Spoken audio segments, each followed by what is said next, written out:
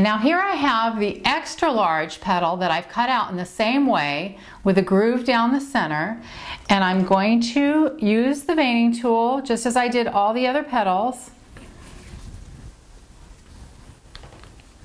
on both sides.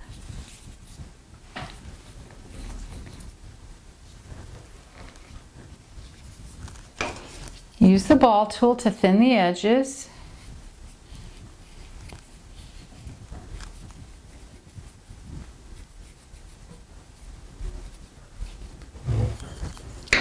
And take my wire and thread it down that groove.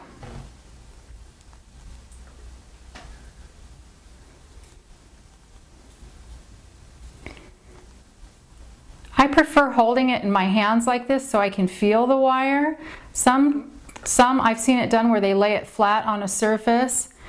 And I don't worry about if it pokes through, because after you dust them, and this is really the back side of the flower, no one's going to see it. So don't microscope it, just do the best you can. If it pokes through, just pinch it around.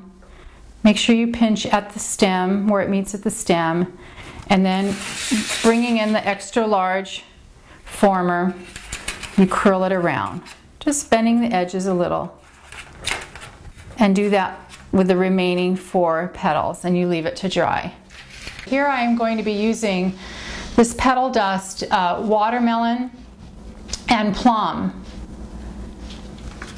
And I like to mix the 2 colors together. And we're going to start with the center of the flower that we made at the beginning.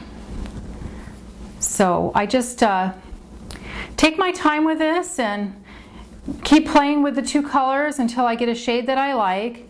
And I brush it on, gently starting at the ends. I work it into all the petals and making the tips darker.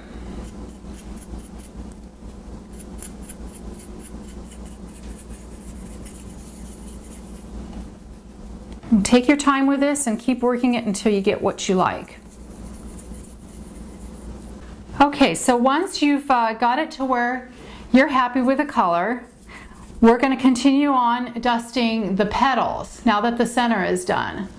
So we set that aside and we start with the large leaves, the large petals that are on their wire, and doing the same thing. We shade them, making the ends darker.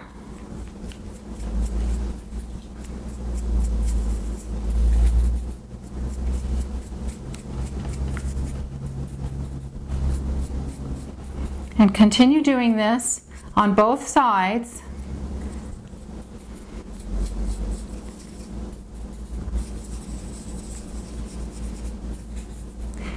until you finish the 5 large and the 5 extra large.